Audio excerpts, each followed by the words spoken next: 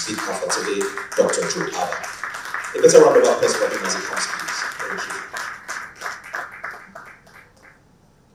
Thank you. Good morning, ladies and gentlemen. Let me appreciate the organizers for inviting me to this really, really important event.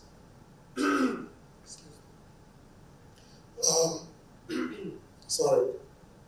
I was speaking to the Vice Consul of the German Embassy just as we were waiting for the event to start, and he was asking me, sorry to bring to the public our private conversation, but he was asking me whether there was a conflict between what this foundation does and the establishment.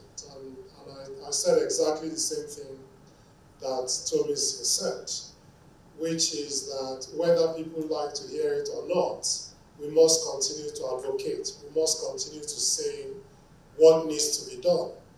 And in my experience as someone that has driven governance reforms for quite a few years, I'm comforted by the fact that eventually somebody pays attention, eventually somebody starts to listen.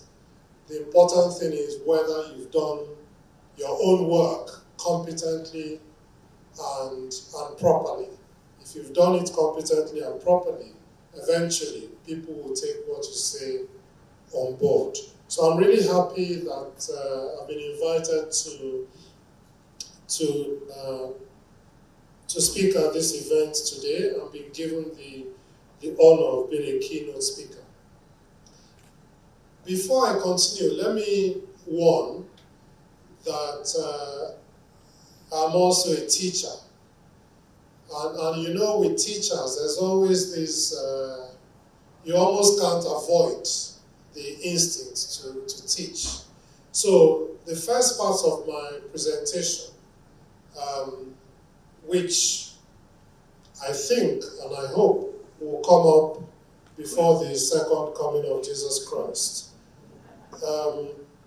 The first part of it will talk about public policy generally before we get into the issues of local governments. So let me start with policy. What do we mean when we talk about policy? In very simple terms, it's a course of action that people decide on. So I could have a policy, for instance, that I would wake up at 7 a.m. every day. And you can afford to have that kind of policy if you live in Abuja like me. You can't in Lagos. Your policy in Lagos probably needs to be I wake up by 5 a.m. Every day in order to beat the traffic. So a policy is a course of action that you decide on. Now, public policy is a course of action that governments decide on. So a public policy is, for instance, we are going to make sure that everybody can retire at the age of 60. So that's a public policy. Or that if as a civil servant you work for 35 years, you have to leave. Nigerians are not allowed to bear firearms. Okay, that's a policy that government puts in place. And public policy matters for a number of reasons. Oh, you see? I still believe in miracles. My slides have come up. Okay, so please go to the next slide. So public policy is important for a number of reasons. You use it to address societal issues. So if there's a problem, you put forward policy to address that problem.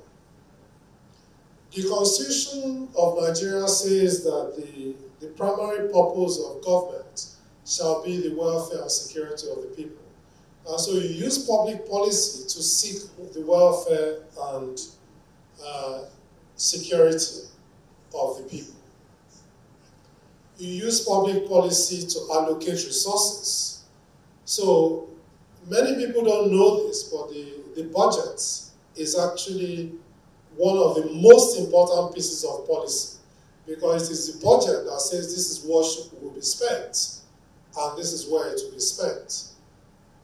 And that's why an economist, Goshen, said the budget is the skeleton of the state stripped of all misleading ideology. And so if it's not in the budget, it doesn't matter what the politician tells you, it's not going to happen. Okay, so it is through your budget that you say, I'm going to fix these roads, I'm going to pay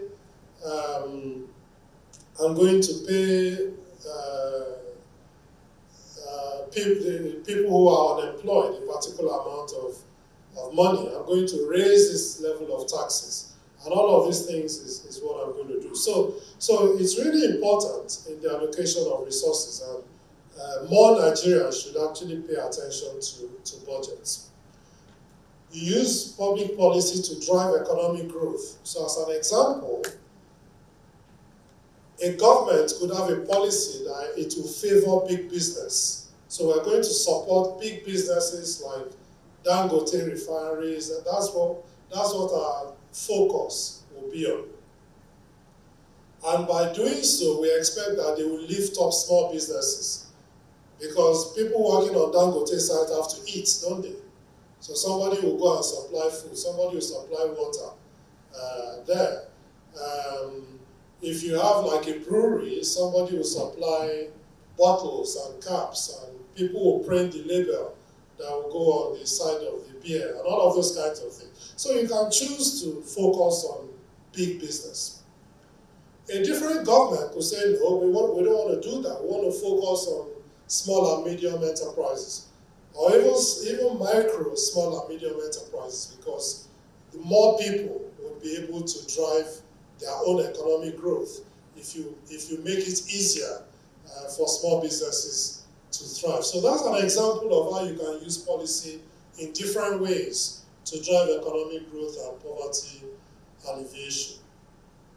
And the same thing with social justice. You want to make it easier for women, for instance, to own land. And so you change particular policies. You want to address what you could call wicked problems. So a wicked problem could be, I don't know, I only have ₦1 billion. And for that ₦1 billion, I could remove one of the roundabouts on this Lekki Expressway and free up a lot of traffic. But at the same time, I could also use that ₦1 billion to provide drinking water to people that live in the various estates off that road. Which one do? I only have ₦1 billion. The money is not elastic. Okay, so you use public policy to come to a view as to what your government should do. Next slide, please. And there are different types of policy. Okay, some are regulatory. So I gave an example of the ability to bear arms. So Nigerians are not allowed to bear arms. That's an example of a regulatory policy. Some are distributive. So how do you use the Commonwealth? And it's instructive that the German embassy is here, because policy in Germany is that everybody gets free education, whether you're German or not.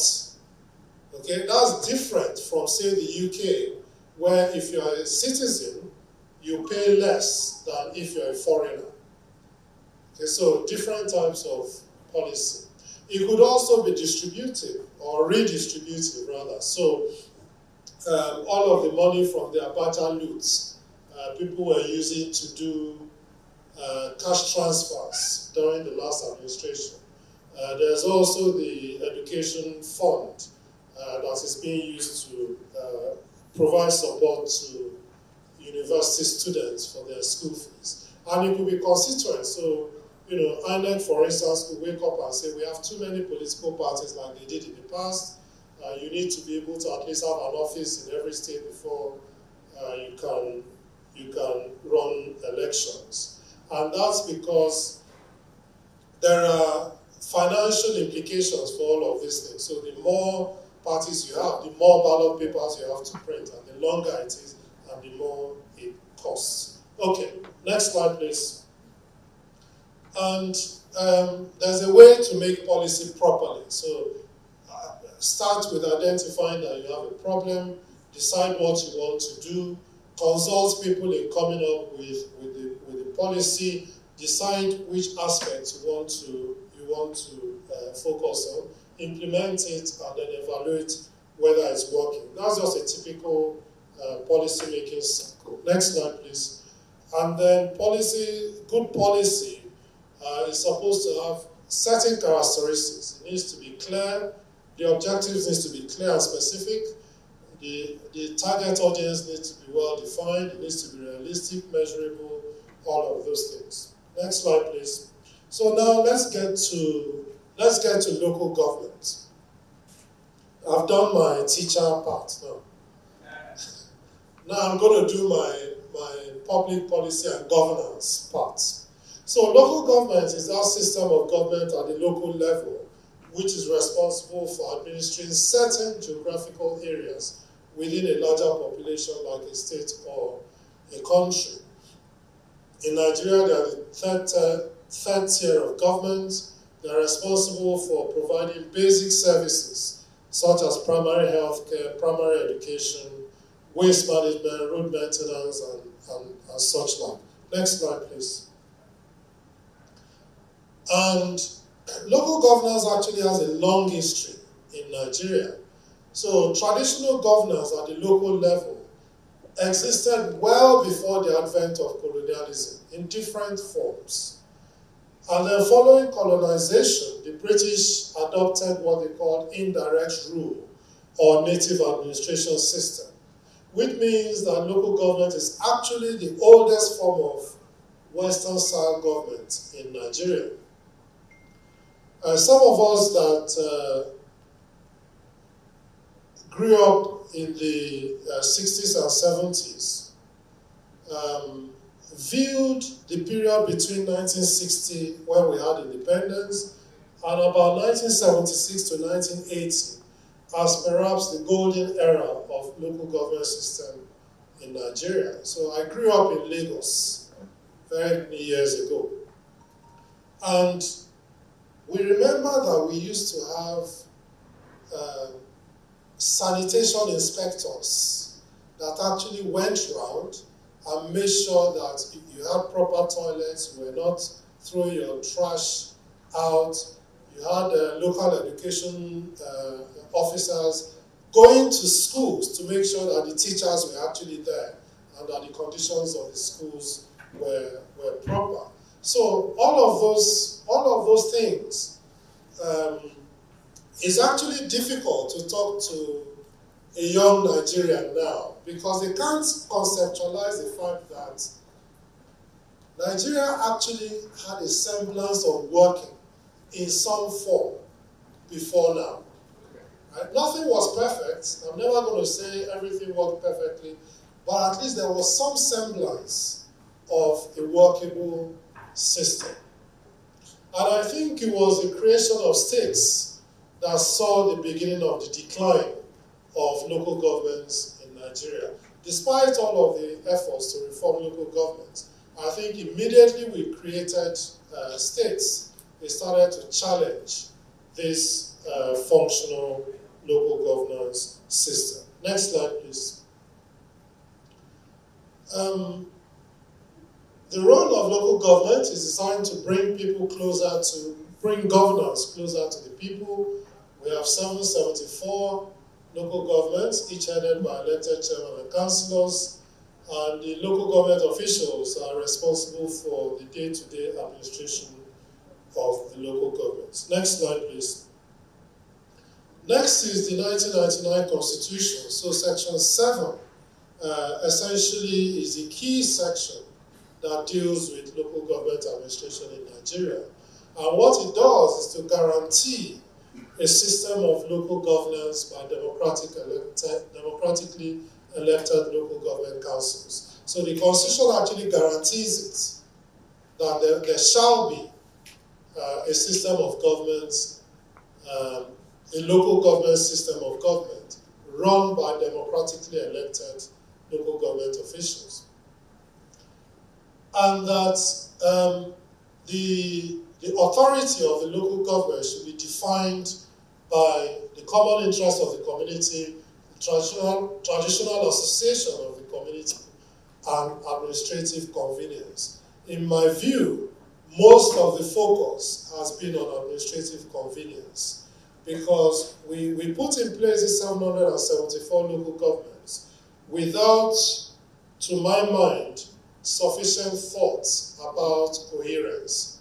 So you get a local government where you still have, I don't know, 3 or 4 very, very different communities, but they're within one local government. Local governments are supposed to participate in economic planning and development of the area. Participate. They're not expected to drive it. They're just expected to participate.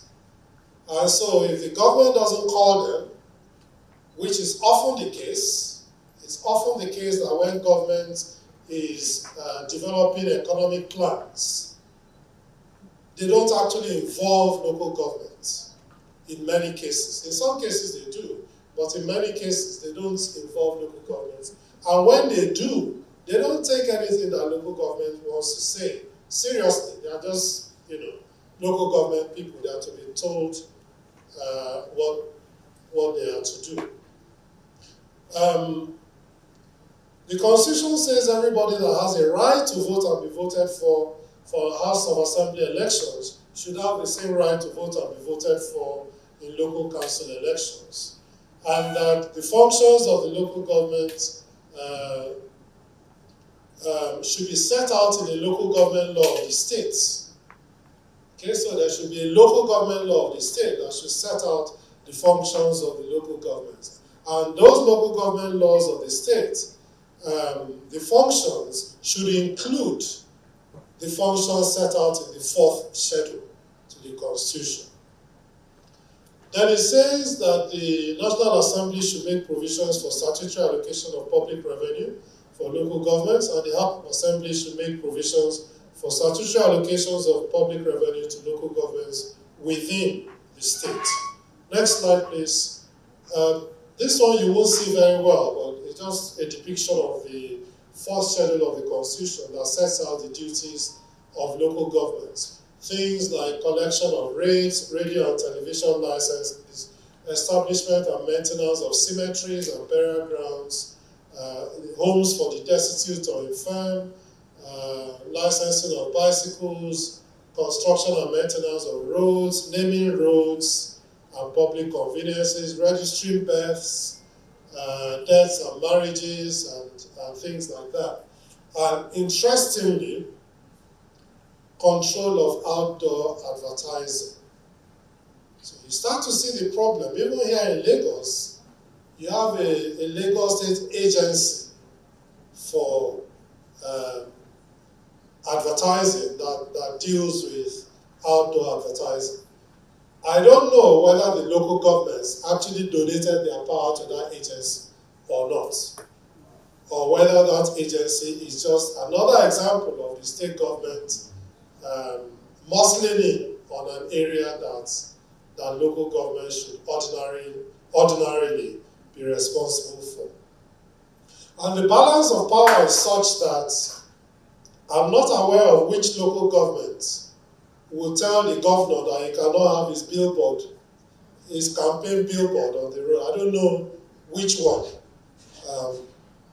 You also have local government who's supposed to be responsible for things like waste management and waste collection. But this is a very capital-intensive endeavor. You need compactor trucks, you need dump sites, you need all sorts of stuff. So in many cases, the state government takes on that responsibility for waste management and then has smaller private sector providers that help in that.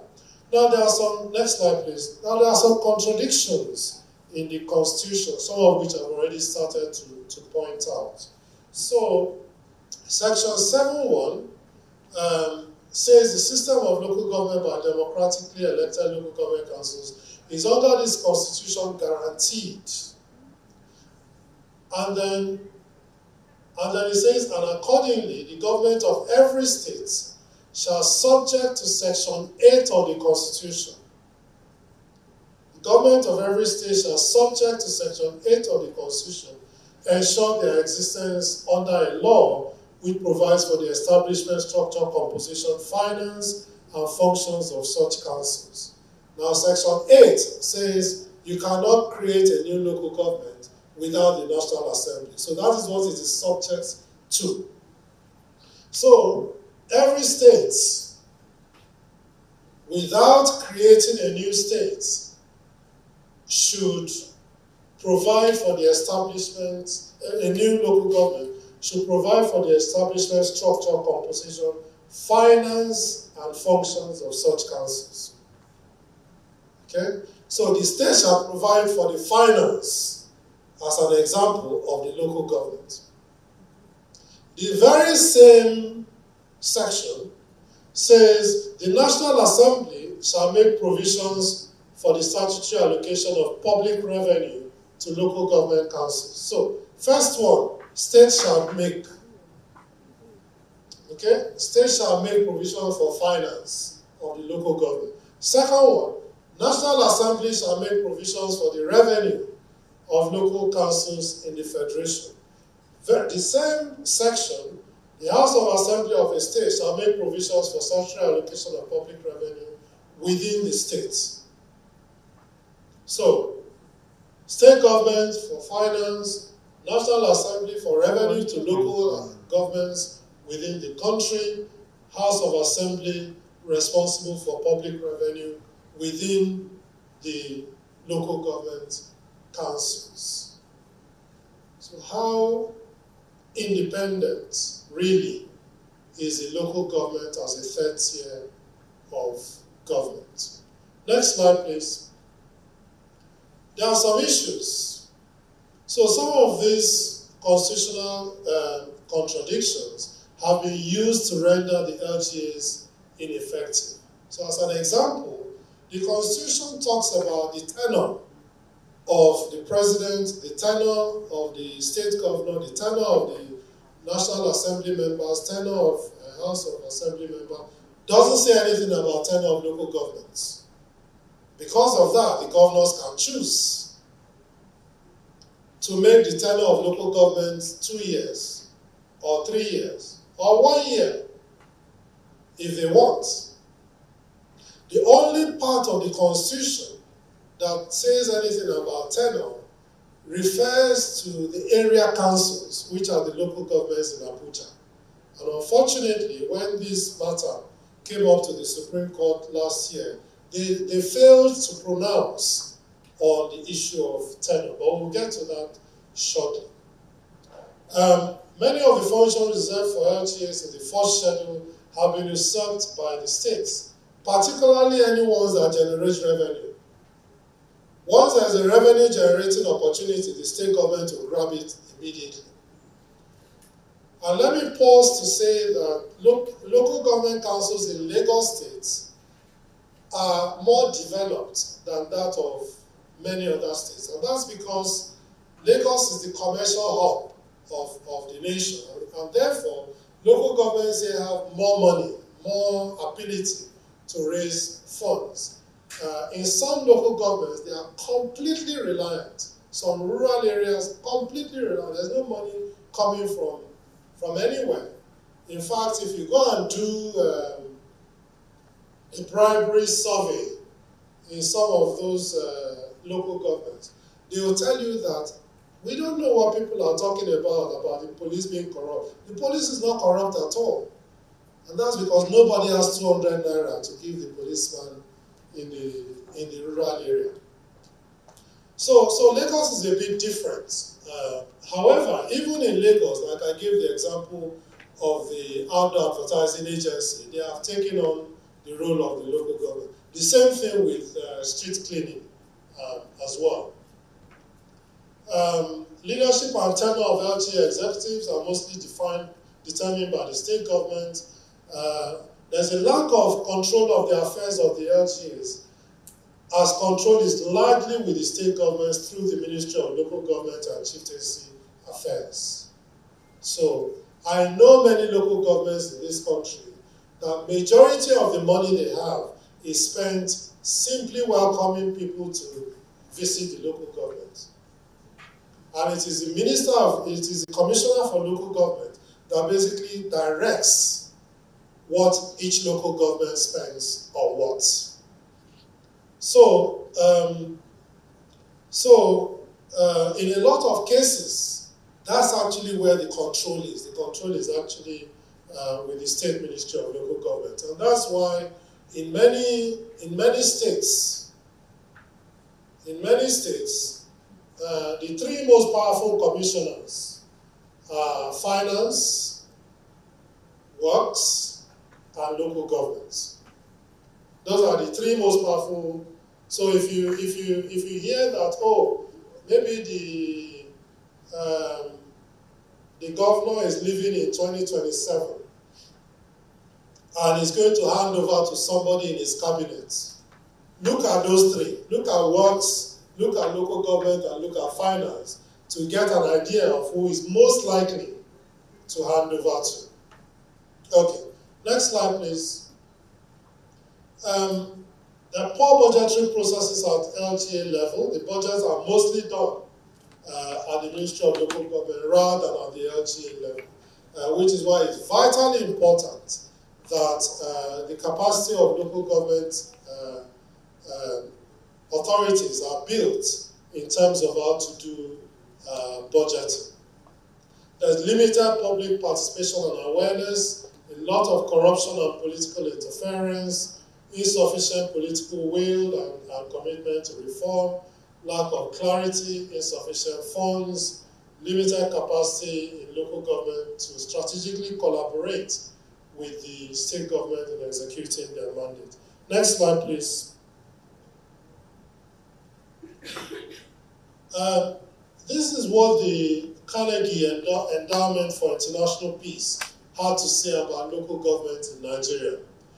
And I'll read. Local government in Nigeria is fundamentally corrupt, flawed by design, and not fit for purpose. State and local elites use it to enrich themselves, build patronage networks, and manipulate political outcomes.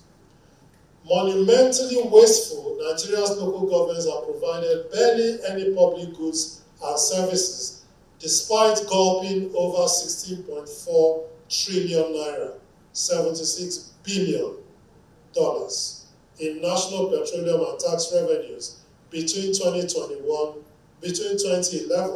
and 2021. At the same time, state governments have spent an estimated $93.5 billion annually, $245 million for overseeing local government affairs. A staggering amount to simply administer other administrators.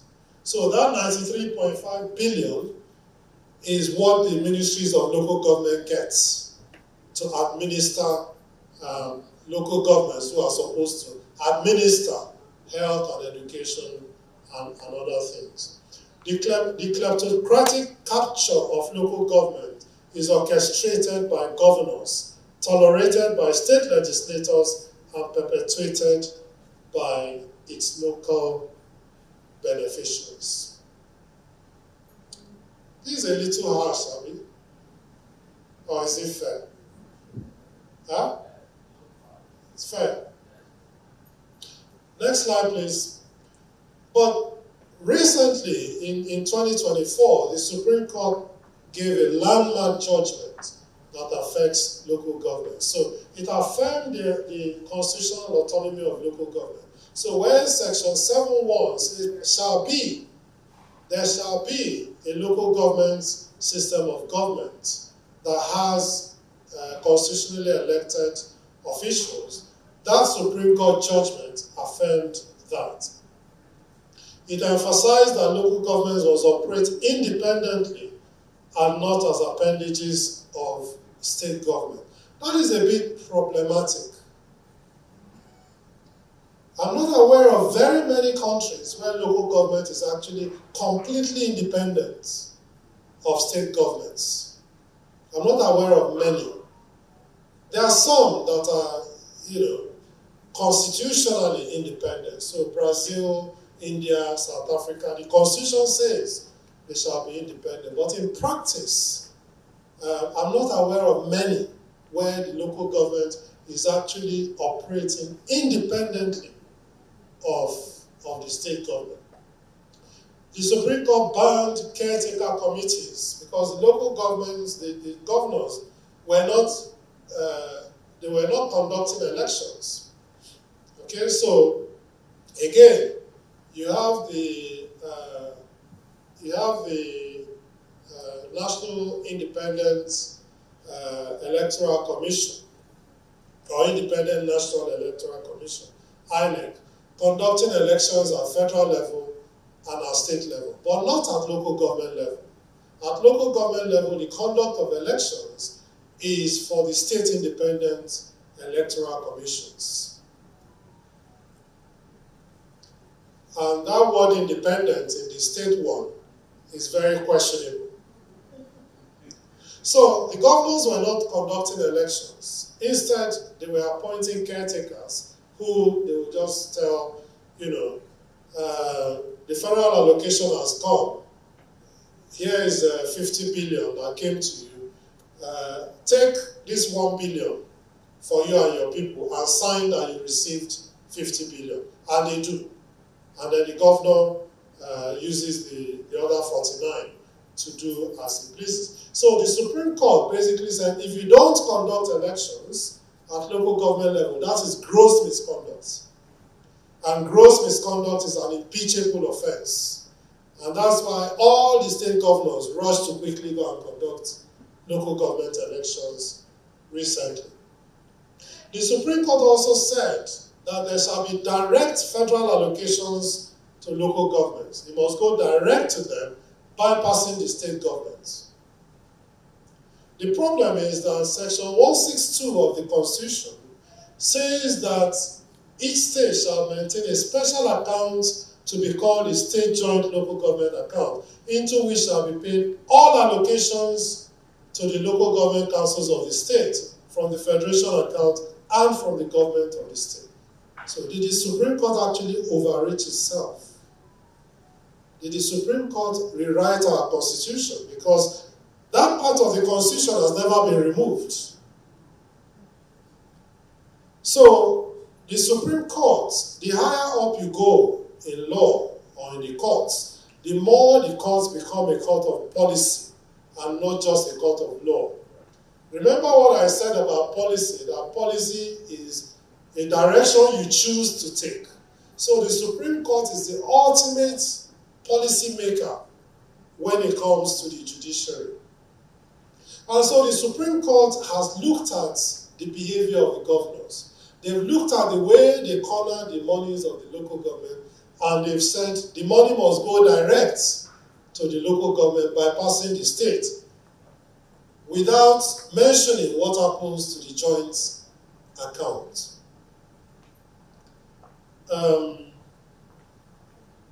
As you can expect, the governors are going to fight that, and they are. And so nearly a year or so after that Supreme Court judgment, the money is still not going direct to the local governments yet. Even the federal government that instituted the case is not obeying the Supreme Court order yet. Okay? The federal government is still negotiating with the governors and people are, so it's still not happening. So, what do we think needs to be done? I need to round up. Next slide, please. I think we need a new constitution. I think that the 1999 constitution is vague, it's contradictory with regards to what it wants to do with local government. I don't think there's clarity. In some way, we want independent local governments. In another way, We want local governments that are under the control and direction of the states. It is just not clear. There are just so many contradictions. And the problem you have when you want to cure what, to my mind, is a defective constitution with successive amendments is that you'll amend one part and then you'll start leaking from another part. Okay? So just like the Supreme Court has now said, oh, you know, give the money direct to the state governments. Okay, what about Section 162 that talks about a joint account? What about that? When you say that the states should make laws that delineate the authority of the local government, on the one hand, and on the other hand, you've named all the local governments. And so the state cannot even say, okay, I want to create a new local government, or I want to reconfigure the way that my local governments look. And that's why Lagos State had to go to this local government development council approach, for which their money was actually withheld for a long time before it was released. Because the Constitution says, these are the 774 local governments. And before you can change it, you must go to the National Assembly and get, you know, 2/3 of all the states and all that. So it's made it really difficult. So the state cannot even decide on how best to reconfigure its local governments for maximum effectiveness. So that's a challenge. Then it talks about, you know, money. So who is responsible really for local government revenue? Is it the state government? Is it the National Assembly? Is it the State House of Assembly? Who?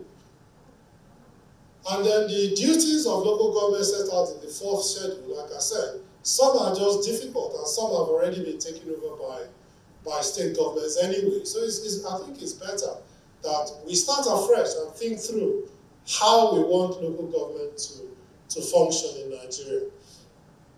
We need to be clear whether we actually have or want to have 3 independent tiers of government. Because in any federation, it is actually the states that are the federating units. The local governments are not a federating unit. It is the states that come together with the federation and forms the federation. So this idea of a completely independent local government system is problematic. And we need to think it through whether that is actually what we want. And if we want a truly independent local government system, let's also give them their own legislature. Let them make their own laws. Okay, so you have all of these inconsistencies. And this current ambiguity favors the states. And they will never vote for financial or administrative autonomy of local government. Never. There's a joint account that I've mentioned. And then, you know, you have both the 1979 and 1989 constitutions providing for local government service commissions, which guarantees the public service of the local government. The 1999 constitution was completely silent on that. And so states like Lagos, Ekiti, Oyo, Enugu, that have local government service commissions, those commissions were actually established before the 1999 constitution. Okay. Next slide, please. But if we can get local governments functional, you'll have a greater participation of citizens in decision making. So I lived in the UK for 15 years, and every year, my local government sends a letter through the post. And that letter asks questions. Would you like us to build a new sports center, or would you like us to extend the library? Which one would you like? Then you choose. If you want us to keep the library open till 10 p.m. one day a week, are you willing to pay an extra £5 in community tax every year? everybody will choose. And based on what people choose, the council decides what it wants to do. So the things that affect me as a citizen, as a resident, are actually the things that the council is responsible for. The street cleaning, the patching of the roads, the leisure facilities, the civic center. Those kinds of things are things that affect me directly as a resident. Right? What the government is doing and what the federal government is doing is a bit more remote to the things that affect me on a day-to-day basis. So better local government administration will bring greater participation in decision-making by citizens. It will bring better use of public financial resources because we know the house of the local government chairman. If we're not happy, we can go there and complain. A bit more difficult to go to Alausa and demand that the governor should come out and tell us why our road has not been fixed. You get better primary health care, primary education, basic water and sanitation services. Like I told you, it worked in the 60s and 70s, and it can work again. You get better security coordination. So I was the keynote speaker at MIT at the Africa Innovate Conference last year. And MIT has its own police.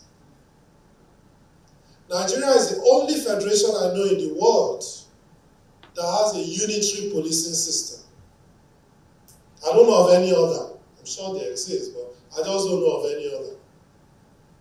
So because you have this unitary policing system, even local intelligence finds it difficult because the person from the area, he knows the houses of each of the criminals. He knows their families. That intelligence is better harnessed through a functional local government security system. There will be better monitoring and evaluation of public goods delivery. So it's not just reading statistics. It's not just reading statistics. It's actually, health inspectors, school inspectors, sanitary inspectors. You see all of those things to make sure that public services works. There's increased accountability and more responsible federal and local governments. Last slide. In conclusion, it's my view that our current system doesn't work, and it even appears as if it's been designed not to work. State governments deliberately abuse the flawed design and may find ways to continue to do so, despite the Supreme Court's judgment. That judgment is difficult to enforce in the aspect of direct revenue allocation to local government, but we'll see how that goes. Some hard decisions need to be taken, including whether we should have local governments as an independent third-tier government, or whether we should properly subsume them under state governments. And where they function properly, local government has the potential to promote better governance and tackle poverty. I want to apologize for having taken perhaps more time than I was allowed, but I did warn that I was a teacher, that I am a teacher, and I hope that you found some of the teaching helpful. Thanks for your time.